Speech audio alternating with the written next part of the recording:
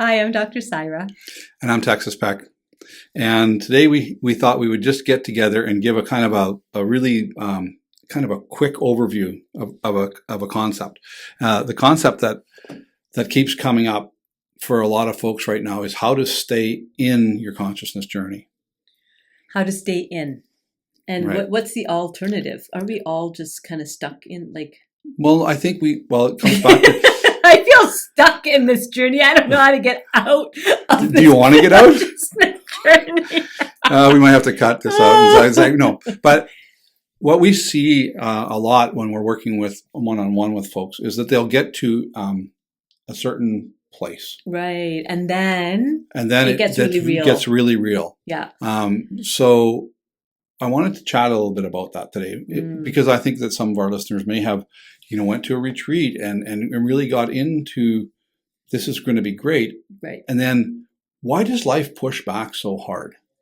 That's what it feels like, right? Life is pushing back. I want to be different. I want to change, Right. But so I saw a client last week. I don't do much one-on-one work. It was kind of nice. And this client, this was the story was that, but I'm really trying.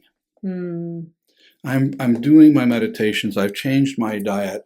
I'm taking the walks, but I'm not getting anywhere. Yep. I'm still feeling so stuck. I know that without doing those things, I might be worse off, but maybe I wouldn't be because at least, and there's this... Because then you wouldn't feel like I'm trying all these things Right, and nothing's working. Right. Yeah. So one of the things that we talk a lot about and I think comes a lot out of the ancient teaching was we have forgotten how to surrender, to do nothing. And be. It's almost like it's demonized to do that. Like we don't actually like to be doing nothing. Right. And just being. Right. Because what's the word for that, Texas? Lazy.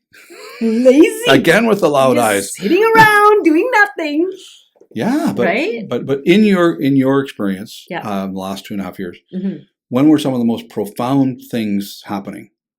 When I was practicing the being part rather than the doing part. Yeah. And I think that both things can happen, but I think as we go through the changing of kind of coming into consciousness, we need to learn that we don't die when we stop doing. There's a spiritual axiom that we teach is called there's a rhythm to being and doing. Yes.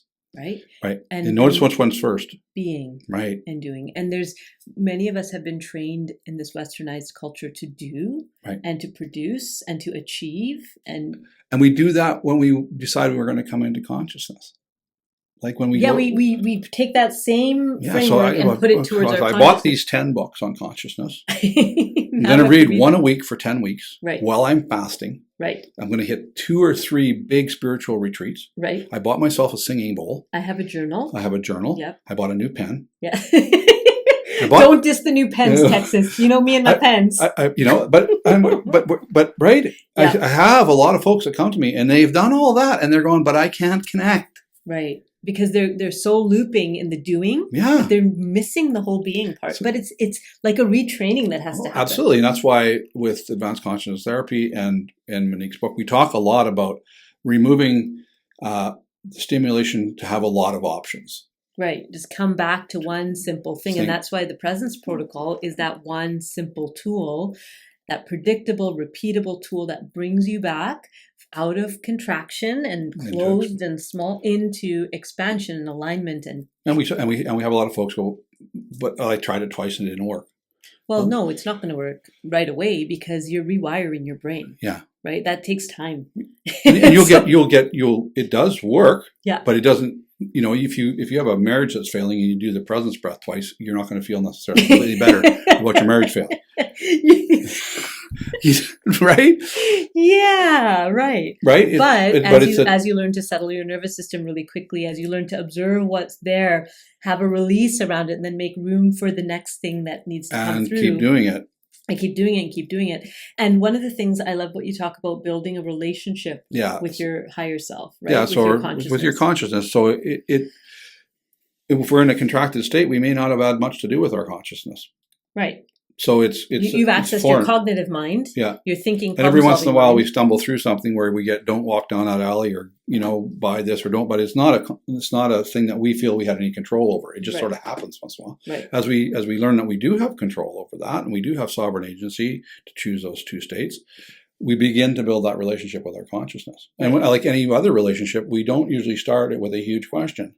Right. You don't walk up to somebody you've never known and give them all your financial problems and your marriage problems and go, "Can you help me with that?" We might say, it seems like we have some things in common. Why don't we spend some time together? Can we have a coffee? Right. So if we think of that and say, okay, so could I do that? Mm-hmm. Could I be in that space? Maybe that's me sitting on the deck with my coffee quietly. Right. And realize learning to be again. Right. And then learning, and then I got this little bit of information during that coffee. It's like I had this new thought come. Mm-hmm. I had a new thought. Oh, that's a different thought than I've ever had. Noticing that. Mm-hmm.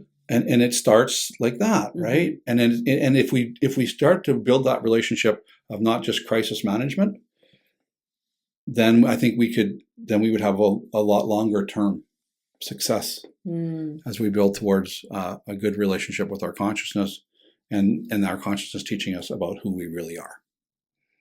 I love this idea. Okay. So spread it around. If this was helpful to you, feel free to share this video with a friend.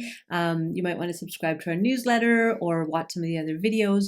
The first Monday of the month, Monique hosts a live Q&A on the book called The How. And so we'd love to see you there, and stay in touch. Yeah. Thanks, guys. Bye.